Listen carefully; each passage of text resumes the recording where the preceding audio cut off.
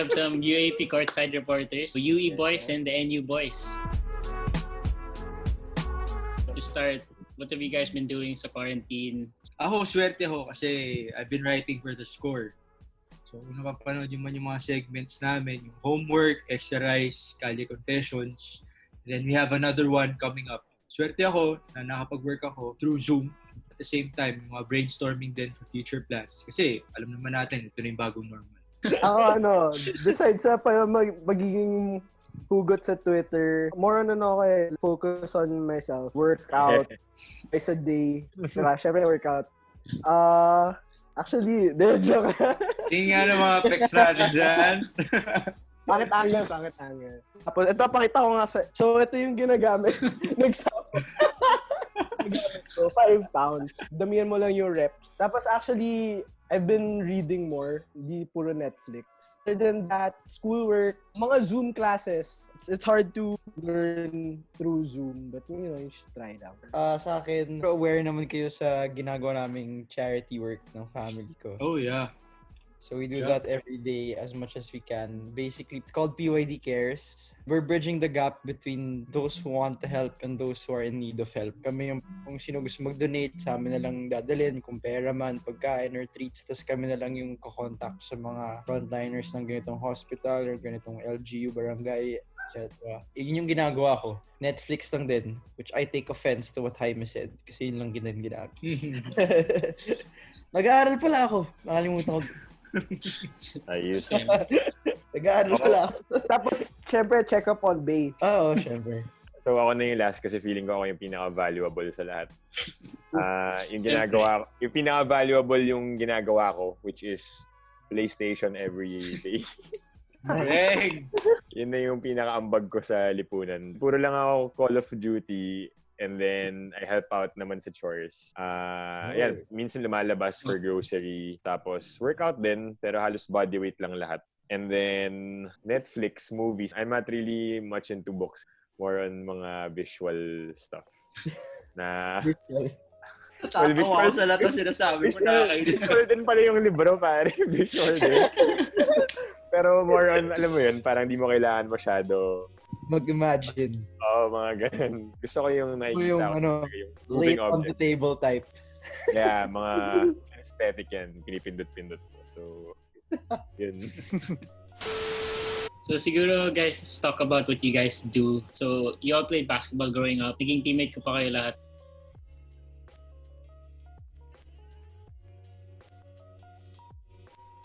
I just want to know how you guys transition from basketball or track. Tapos, biglang courtside na kayo ngayon. Did you ever see yourselves doing this at all? Tapos, paano yung opportunity? How did that come about? Kasi yung kuya ko, nag-audition siya dati actually for courtside. Pero, at the time, nag-decide yung ABS na puro babae lang kukunin. So, yun. Ano yung sa inyo? How's the experience? Dip, kwento mo yung meeting natin. Okay, so, well, it's good that you mentioned that, Marty, yung nag-audition yung brother mo and then puro girls. Kasi ako, yun yung mindset ko coming into the auditions. Well, first of all, yun nga, we were teammates before we played basketball. And then at some point, long story short, I realized that my talent wasn't enough, basically. Kasi batchmates ko sila Nietos. High five tayo lahat. Diba? Sila Nietos, sila Jolo Mendoza. The heck, man? Paano ka abot sa next level kung ganyan kagagaling yung mga teammate? The heck, man? Diba? Sabi ko, wala na to. Parang focus na lang ako sa aral. And then eventually came this opportunity na I wanted to try it out. And I've always been a fan of the UAAP. Ever since before pa ako pumasok na Ateneo. Heading into the audition, sabi ko, sige, let's try it out. Matagal-tagal na rin namang walang lalaking courtside. Pagdating sa auditions, skip na natin yung first round. Introduction lang yan Tapos, dali lang yan. Kaya nga kami mabot sa dulo. Joke lang. So, yung round 2 na ata to, sabi ko, ayos. Wala masyadong lalaki. Ako lang yun nandito. Yung pagdating ng round 2, may naka-Star Wars na jacket doon. Nakaabang na dun sa waiting area. Ang dami. Lahat kinakausap. Tapos nagpakilala sa bro, Migs nga pala. Tapos sabi ko, may competition na ako. Delikado to. Pero sige, tuloy lang. And then, fast forward sa dulo. Sa day of announcement, umabot na kami doon sa dulo. At one point naman kasi, you'll have a gut feel if nabigay mo yung lahat mo. And for us, ni Migs, I could say the same for him, na binigay namin lahat nung alam namin, nung kaya namin. So umabot kami sa dulo, unfortunately. Well, unfortunately, at first, di kami na punta sa UP. Pero we were assigned to schools which I think happened for a reason. And it worked out for the better. So, bigay ko na yung perspective ko. Nung na-meet ko si Dip, nakita ko siya. Sabi ko, sino to? Ba't may lalaki din? Dapat ako lang yung magaling dito eh. So, andun din actually si Armand. So, tatlo kaming ng round 2. And then, sabi ko nun, Migs nga pala. Tapos sabi niya, bro, Dip. Sabi ko, ha? Tapos sabi niya, Dip. Dinay mo yung ganun. Hindi ko makakalimutan yun. Classic. Eventually, of course, as we know, lahat tayo nang galing ng old boys school, di ba? We vibe differently sa mga lalaki. Kasi sanay na tayo working around guys. So, it was easy for me and Dip to bond. And then the rest of the meetings, kami ni nagkakasundo. Pero ako, I'll go more into depth na lang sa round 3. So parang 10 na lang kami. And it gets intimidating nung makikita mo ito na yung mga top 10. Eh alam mo, parang may feeling na kami babalik si Ayana, Makaila, and Franny. Sabi ko ilang spots na lang. 5 out of the 10. Siyempre, aim. So, ako, ito like, before and after, nag-church ako kasi I really wanted it bad. And during the whole process, siguro for me, my advantage was I had Migs and Dip, parang right, left hand. I had a lot of advice and it really helped. Tapos siguro, kwento ko na lang during being, like, while I was being courtside. Aminin ko man, may pressure. Shucks, yung susundan mo na lalaki, si Dip pati si Migs. Magaling. Yung 2 years na established. So, mag-usap kayo na Baileys, pressure ako dito. Para, hindi naman sila siguro gano'ng kagaling nung umpisa. Diba? Mag-usapan namin ni Big. Magkakamalido naman sila. Parang i-hype namin. Pare. So, naman. So, yun. It's nice na parang yung season 80, 81, 82, sobrang naging bros talaga. Sobrang aminado ako na sa friendship that time and I built. Sabi nga ni Migs na may digay na same work kayo. So parang sobrang thankful din kami na nandyan yung kuyas namin para sa amin. So medyo naging mas madali yung transition namin as courtside reporters ni Jaime from just regular people. Siguro I could speak for Jaime and I. Obviously, yung goal din namin after being courtside reporters, eventually if everything comes back to normal, na maging kagaya rin nila na anchors ng games. Si Jaime ata gusto maging analyst eh. Wow. Ako analyst talaga dream ko. So we'll see how that plays out. Pinag-usapan niyo yung pagiging anchor ni Dip tsaka ni Migs. How different is it sa pagiging courtside sa anchor? Difference ng anchor sa courtside. I'll put it in these words. Imagine a painting. Sa una, plain lang yan. Plain paper, plain cardboard, whatever. So, ang trabaho ng anchor is to paint the whole picture. Kami yung initial na naglalagay ng outline, bibigay namin yung general idea. So kami nagtatahi ng buong story. Yung courtside, sobrang vital ng courtside. Kasi hindi pwedeng yung perspective lang ng anchor yung naririnig ng tao. Kailangan ng added flavor, kailangan ng special perspective. So yung courtside, mapasok sila and they add color to the picture. I guess the difference also, there's a little less pressure for the anchor. Yung main difference kasi is a courtside reporter gets like 30 seconds to a minute of airtime, right? In that span, kailangan mabigay mo yung thought mo or yung idea na gusto mong i-share sa audience mo. Unlike if you're an anchor, you have the entire game to go back to your thought. It's more of timing lang kung kailan mo siya ipapasok eh. Unlike courtside na ang bilis ng pangyayari. Tapos habang nagsasalita ka, pwedeng magsigawan pa yung crowd. Exactly. Pwede pang hawakan yung mukha mo ng isang Ildefonso. Yeah, diba? Ako, natamaan na rin ako ng bola sa likod ng ulo eh. Diba? Madami ding distractions yung courtside, to be honest. May drums, as in 1 minute na pressure ka. Ako personally, yung players, yung UE basketball, mahilig sila yung hindi sila kita pero kikilitiin nila ako. Parang kailangan... Kiyari yun sa akin, bro. Parang maayos ka lang. Tapos pag-off ka, parang... So, madami parang distractions and kailangan talaga yung focus mo sa 1 minute na yun, laser focus. Kasi diba you're telling a story. Pag ma-off track ka, baka hindi ka maintindihan ng audience. Like, they don't get the story you're telling. Tapos, syempre, as analyst, gusto nila i-build up yun. So, kailangan talaga nagko-connect lahat. Kung hindi, parang yung story mo, putol-putol. I'd like to add, sa amin ni Jaime, we covered men's and women's volleyball, which is the first time to happen in SNA. It's hard kasi in my case, I had like, I think the first Sunday or the first game day ng NU, which was men's and women's, parang 5-setter ata kagad yung sa akin. Basta alam ko, the day was so long. And so there's a pre-game report. There's a first set report, second, third, fourth, fifth. Buti walang post-game interview afterwards. Pero ako nahirapan ako personally yung maghanap ng story to tell na hindi ko pa siguro, let's say, in this perspective, kunyari sa isang laro, I had this perspective to tell and share na. Tapos ibabaon ko siguro in the next game or whatsoever. So parang mauubos yung baon mo.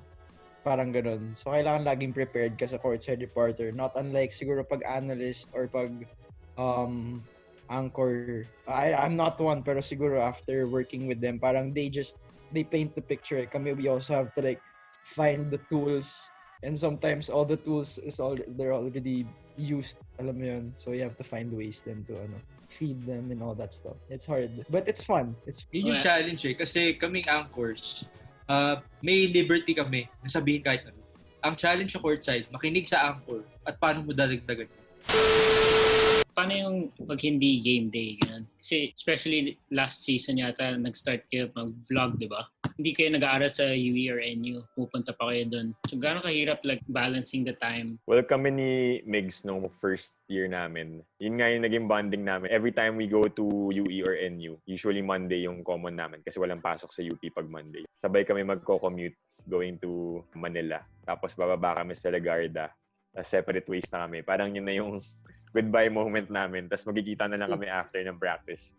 But really, in terms of balance, it's just usually once a week. And actually, si Migs pa yung mas madalas na nagpupunta. But you have enough time before a game. Like, you have the entire week if you wanna go. Or once na maging komportable ka na kasi with the players, you can get their social media or get their numbers. So that's where you can get info also. In terms of time management, it's actually, I'd say, overrated when people say, "Uy, grabe, wala ka ng oras kasi punta ka dito, punta ka dyan." Pero actually, kayang-kaya naman siya i-balance. You know, we always talk about passion. We talk about how much we love the work. And yun yung, for me, the number one factor. Dahil masyado natin siyang gustong gawin. Hindi siya problema. Hindi ka mag-hesitate na isama siya sa araw mo, na pupunta ako sa UE. It doesn't feel like work. Yeah, because you love it. Mas ayoko pa nga pumapasok nun sa school. Ako naman, yun nga na-mention kayo na ni Marty na ever since basketball ako all my life, so varsity and all, and then so siguro all of us naman, we're varsity, so we're used to the hectic sked na may ginagawa extracurricular. And so, in my case naman in college, student athlete din ako. Pinagsabay ko actually yung first round. Imagine yung first round ng basketball ng training every morning at like 5 a.m. till 7 a.m. Class till 7 to let's say 12 or 3. And then sometimes may break pa ako in between, which are Mondays, so 7 to 12 and 3 to 6. And then ito yung season 82, kami ni Jaime yung may Wednesday games na 9 a.m. Ayo. We had Wednesday, Saturday, Sunday. Namayat ako, bro. Sobrang namayat ako. Kasi sinabay ko yung training, pasok, punta ako sa NU ng once, twice a week. Finding a good story to tell. Tapos, minsan... May vlog pa kayo, pare? May vlog pa. Yun yung sa kalimutan ko sabihin. Exactly. Kasi kasama yun sa auditions namin. Yung auditions namin, yung first round, second round, we were required to vlog. So yung pala yun, parang we had to be equipped to vlog kasi we were groomed to vlog for this season. So yun, nagva-vlog pa kami, iba pa yung vlog kasi iba pa yung interview, kuha ng storya, iba pa yung vlog na medyo kailangan may kalokohan na masaya, na ipipilit pa yung players. Kasi iba ayaw makisama, alam mo yun. Pero okay na, I don't have much of a hard time with my team naman. Teka lang. So, nung first round, sinasabi mo sa akin na busy ka. Ang dami mong ginagawa, ang dami mong pinabalan. After ng first round, cheer dance competition yun, di ba? Parang dumagdag yata yung priorities mo ng cheer dance competition. Ay, hindi. Syempre, kasi ibang usapan na yung ganun. Yes. Sabi mo nga, Migs, pag iba naman yung work. Iba yung work pati love, bro. Yeah. Pag gusto mo, it doesn't feel like work. Ikaw, Jaime, bukod sa experience na nakukuha mo, Ano ba yung perks ng pagiging courtside reporter? There's allowances, but the thing is, the number one perk is being, for me, it's being part of the team. It's like you're part of the family. And I'm sure Bailey's, Migs, and Dip can attest to this, that when they really make you feel at home, like the fans, the coaches, the players, they'll make you feel like you're part of the team. So for me, to add on to what Bailey said and what Migs said, it's easy to wake up in the morning when you like what you're doing. It's because yung player. So for me, I got really close to women's volleyball, syempre yung mga basketball boys, but yung family talaga for me was like Pep, UE Pep. Alam to ni Migs. So, even though I didn't have to go to practice, I chose to do so. Even na parang practice nila was afternoon and I had 4 o'clock class. I'd commute back to, rush hour to make it to class. Tapos I'd libre ko sila ng water bottles kasi minsan nag-share sila. So parang bilan ko sila, parang gift. Tapos parang may mga ano pa yan, mga bulaklak. And you realize it's bigger than yourself. You're part of this team, and you're not just. You could choose to just be a courtside reporter, but you could also choose to be a Iyak friend. na ata si Jaime. Hindi, ganyan yan, bro. Ganyan yan pag walang love life. Pag walang love life, bibigyan mo ng rose yung buong pep squad. Para pauwi. Tama. Kaya pala parehas kayo eh. Wala rin ako love life eh. Pero bro, iba yung tama ng pep squad. Kasi they're underexposed. They only go on air once a year. But they gave us a fantastic show. Alam nyo naman yun. Ako kasi, yung pep squad, gusto ko lang i-add. Yun nga, underexposed, once a year. Tapos sabi ko, naisip ko, since once a year lang to, tapos ito yung, di lang kasi ito, as a courtside reporter, feeling ko, yung time to shine mo, hindi lang talaga sa laro, pero sa that moment, that day of, everyone is watching on their TVs, talaga everyone, magta-trend yung CDC for 24 hours. Like, morning of the preparation, kaya mangyayari sa sino man. Yung backflip pa. Kaya ako, yung nangyari sa akin, sabi ko, kailangan maging parang relax loob ko, pare. Sabi ko, gamitin ko yung athleticism ko. Tapos wala nangyari. Disclaimer lang sa nagawang backflip. Na-land ko na backflip. Hindi ako kinabahan whatsoever. Yung gagawin ko na siya. Sobrang na-hype up ako sa NU na sobrang masyadong mataas yung talon ko na hindi ko na na-flip ng maayos. Ikaw, Dip, I'm sure there are people na interested to getting into something like courtside or broadcasting. Yeah. What should they keep in mind pag sila na yung nandun sa auditions? Well, first, I think out of all, ako yung may background ng broadcast communication, right? So, they have a different story. For me, medyo na lead towards the path na ako yun na, sige, communication kasi to eh. So, dito talaga ako. Like, I'm gonna end up in media or in communication or something like that. So, obviously, when you're there, kailangan mo tignan lahat ng opportunities na possible and wag mo siyang mapakawalan. It's cliche, but then, I mean, you miss 100% of the shots you don't take, right? So, try ka lang ng... May makinig. Hey, Jordan. Last Dance, episode 11. No one gets it on the first try. Kahit kami, sabihin natin before the courtside audition, we've had a lot of failures in different aspects. Like, yun nga, sa basketball career namin, di ba? That in itself is a failure that caused us to like tumalon dito sa courtside. Kung hindi kami nag-fail sa basketball, baka hindi namin sinubukan mag-iba ng path. So if you're in this position right now, I suggest you just try out everything. As simple as school, join an org that has the same vision as what we do. Makapractice ka lang ba ng speaking skills mo, ng public speaking, how you present yourself. You can watch online. So do everything you can in order to improve until you get to that level. Pero I like that he pointed out yung pagiging broadcast communication major. At the same time kasi, pag hindi ka broadcom major, okay lang din yun. Exactly. Diba? Si Jaime is tourism. Anong course mo, baby? Sports management. Management. Ako, huwag nyo na tanongin, malayo. I actually get this a lot. Sometimes people DM me or they send me emails and they ask kung okay lang daw ba ito yung course nila pero gusto nila i-try yung casting. At syempre, isa lang yung sagot ko. Sabi ko, why not? Diba? At the end of the day, you can always try something new. And regardless kung wala ka pang alam, sabi ni Dip, tamang preparation lang yan. it's actually as simple as going online, searching a game on YouTube, watch a courtside reporter, or watch an anchor do it.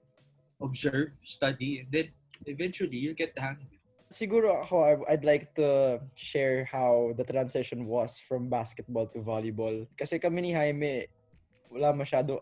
Siguro, sabi nga ni Dip, you have to be ready, be prepared for everything na kailangan alam mo yung papasukan mo. So that's what we do also in this work, in this industry that we have na nag-aral din kami ng volleyball, and dapat hindi ka matakot magkamali or magtanong kasi information knowledge is a big foundation in reporting or being an anchor. For me, siguro, for those interested to be courtside reporter, the first rule is you have to trust your talent because it's gonna be Alam ko kanina galing yan. Tito Miko.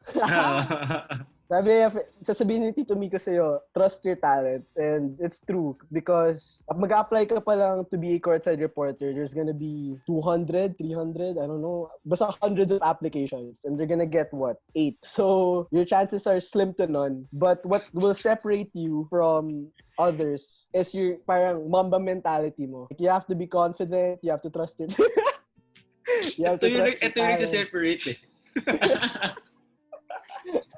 Flick of the wrist lang, pare. Flick of the wrist. So, advice ko talaga, well, of course, to build that talent, you have to have repetitions, practice. The more you practice, the more you trust yourself. Ako ba nagpa-practice? Sa bahay pa talagang kausap mo sarili mo. Ako, ito, share ko. Share ko to, bro. May speakers ako malakas. Tapos, ipi-play ko yung drums from YouTube.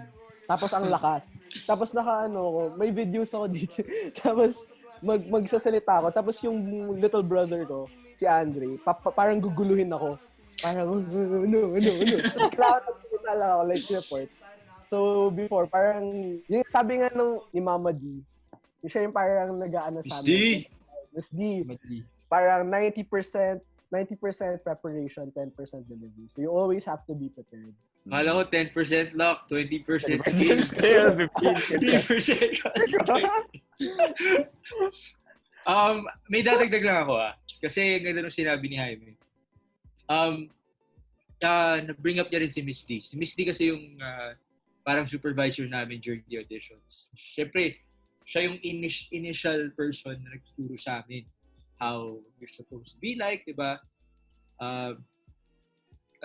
Going back to Bailey's point kanina, yung difference namin as guys, it's not just a luxury. So, hindi lang kami swerte na kami yung may basketball knowledge. But it's also a responsibility. Kasi syempre, papasok kami doon. Yung mga nagsiscreen sa amin, hahanapin nila yung basketball knowledge, hanapin nila yung sports knowledge. Kasi syempre, una, may disadvantage na kami dahil magaganda yung mga kasama namin.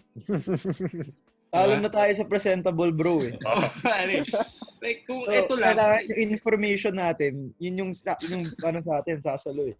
Oo, pambawi yun. Kasi ito, hindi totoo yan. Yabang lang ito lahat. Yabang lang.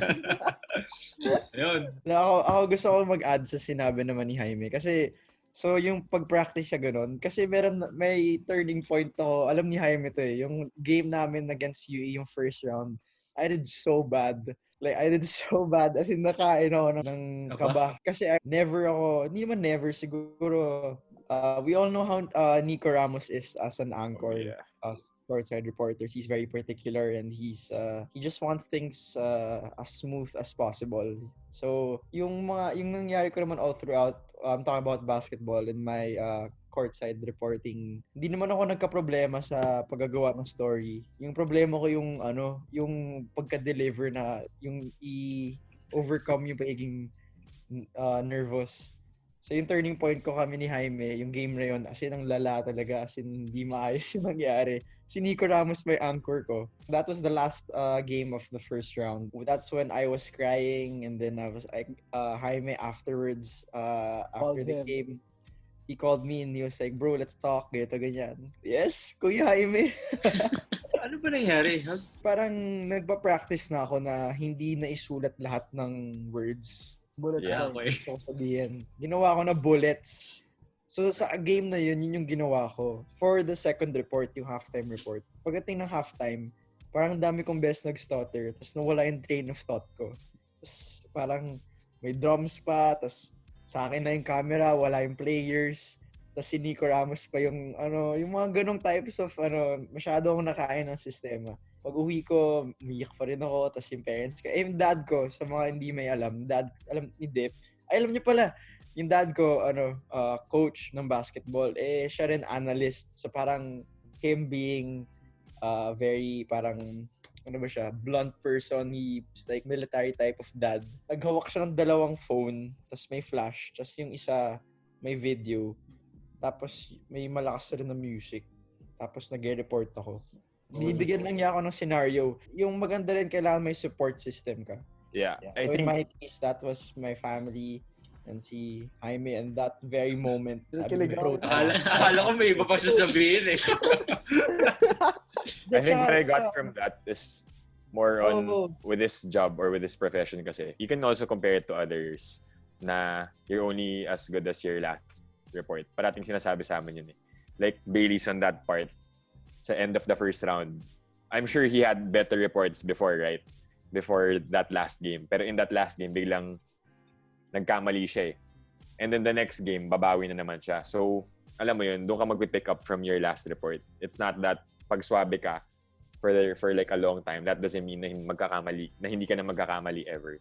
So you have to keep yourself, your toes always. You always have to be on your feet, 'di ba? Para pag nagkamali ka, alam mo babawi ka din after. Pero si Dip swabe yan eh. Walang binabasa yan. By the way, a lot of fans comment on that kung nagbabasa yung courtside reporter o hindi. Pero it's not supposed to affect how we evaluate a courtside reporter. Kasi kanya-kanyang style yan eh. And speaking of fans, let's talk about you guys on social media. What's it feel like nag-interact kayo with the fans, and then how do you deal with like having that type of following? Pag nagkita pa kayo in person, may mga nagpapapicture, lalo na kay Bailey's. Si Bailey. Yan, maraming followers. Girlfriend ko si Ayana Perlas. So, yun yung doon. Sa kanila nagpapapicture ako, may hawak ng bag niya, pati yung bag niya. Tamo, yan. Kasama yan. Tamo, pinapakilig niya yung fans, yung mga ganyang statements. Hashtag, ano ba yan? Bayana. Hindi ko alam, bro. Hindi ako gumawa. Alam mo, nung season 80, meron akong feathers dito sa eyebrows. Pero akala ko yun na yung best eh. Pero nung may nagpagupit ng UE dito, sabi ko, wala. Iba to. Iconic yan. Well, I guess social media is just another part of the job. It's not the biggest part of being a reporter. Bonus siya na you get to interact with the fans. But then it comes with it. Kasi nga, syempre, yung purpose mo is to share stories eh. So gusto nila if nakakausap ka nila, mas nakikwentuhan mo sila about what's happening. Kasi, of course, marami kang alam na hindi rin nila alam. So, gusto nilang malaman lalo. And it's also another source of, parang opportunities for you eh. If you have a lot of following, syempre, yung mga lalapit sa'yo for other opportunities. Yeah. Come to think of it, Pari. Na-realize ko rin na na hindi ka rin pwedeng mag-a-adjust lang para sumikat. Like, it really has to be you. Yung social media content mo, kung pa-plastikin mo lang din, just for the sake of having fans, it's gonna, backfire. Mahalata, yeah. Mahalata rin. It's gonna backfire. So, hindi rin siya ganun kaganda. And of course, you have to be careful then with what you tweet. You can offend people. It's a responsibility as well. Okay, so last question na to for everyone siguro. We've been on lockdown for like 3 months. So, ano siguro yung natutunan nyo about yourself, or like one thing that you'll take with you? Mga ready na magmahal dyan.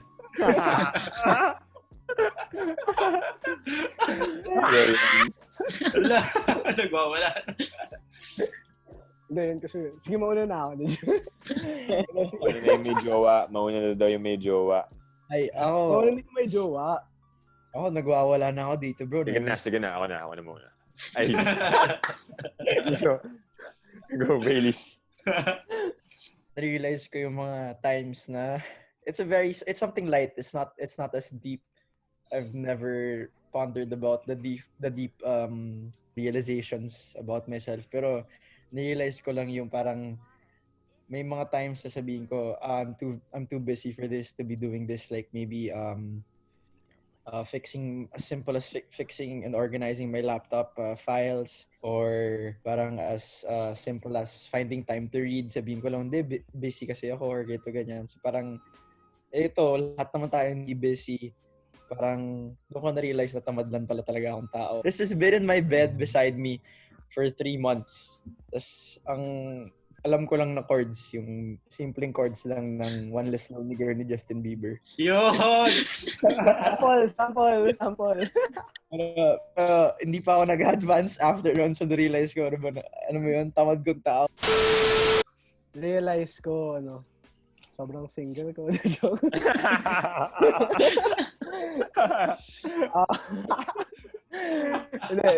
Pero pag nilabas na tong Zoom, pag nilabas na to sa Facebook at YouTube, wala. May jowa ka na. More serious level siguro, it's how I appreciate how the little things make up the big things. Whenever I think about the memories I've had with friends, study day, going to class, listening. I guess second is COVID also showed how there's always hope in humanity. Let's say the UAAP community, a lot of athletes, I think they're helping out. Si Dailies, sila Julia Morado, Bea de Leon. Ang daming athletes who want to help out. You figure out that it's bigger than the sport. The UAAP community is bigger than the sport. For me, it doesn't take a lot for you to be happy. Parang it shouldn't take a lot for you to be happy. That includes money, the material things, all that. Ang liit na bagay na lang nun eh. Ang importante is buhay tayo, kasama natin yung pamilya natin. Of course, for others, it's difficult. But us, we're blessed and we're lucky to be able to spend every day with our families na we have our homes and our food. Alam mo yun, parang dapat dun lang magpasalamat ka na eh. Pasalamat ka lang eh. Lahat ng nangyayari sa labas, lahat ng mga nangyayari before quarantine, sobrang blessings. Yung for us to be able to cover games, watch the games live, what the heck? Sobrang, alam mo yun, sobrang saya lang na nagagawa mo yun, and isipin mo lang na sobrang privileged mo to be able to experience those things. So, for me, yun, just be thankful of everything. And also, in line with that, is from The Last Dance na natutunan ni MJ is always, or what he brings is always be in the moment, be in the present. Kasi if you think about the future too much, if you think about the past, alam mo yun, parang malulunod ka talaga at some point. So dito ka lang ngayon, ano ba magagawa natin? Nasa present tayo, mag-iisip ka, 5 years from now, ano yung buhay mo? Wala ka talaga mapupulot kasi 5 years from now pa yun. You can think about it, but then again, we're in the now, and it's already hard for us in the situation to look forward to something. So just be here, think about what you can do to improve yourself today, and then worry about tomorrow. Yeah. Yung grabe, lalim. Watch The Last Dance episode 11 at Miguel Dip on Instagram. Yay. For me, this quarantine, it made me realize 2 things. Number 1, ano ba talaga yung mga gusto kong gawin sa buhay? Diba? Gusto ko lumabas, gusto ko mag-basketball, gusto ko mag-commentate, gusto ko magsulat, diba? Yung mga ganong klaseng bagay. Pangalawa, sino ba yung mga namimiss mo sa buhay? Doon mo rin ma-realize talaga eh, oh, I wanna see this person. I wanna be with this group. It's not just one person. Diba? Marami tayong mga kaibigan that we take for granted. Mga groups. So, ayun, talagang it's just a time for us to realize a lot of things. It's God's way of telling us that we have been so entitled, probably, diba, na nasanay tayo, na nakuha lahat. So, ngayon, parang humble down tayo, na i-appreciate ito. Mention nga ng mga kasama ko. Appreciate life for what it is now. At ang pinakamahalaga is, there is hope. Like, tignan mo ginagawa ni Marty. Start with hope, bro. Exactly. Si Marty, hindi siya nasa bahay lang at minamasahe yung pilay niya. Gumawa siya ng podcast. Let's just continue to be progressive, and at some point, iwala tayo, babalik naman talaga lahat. Shout out to Anton Esculin.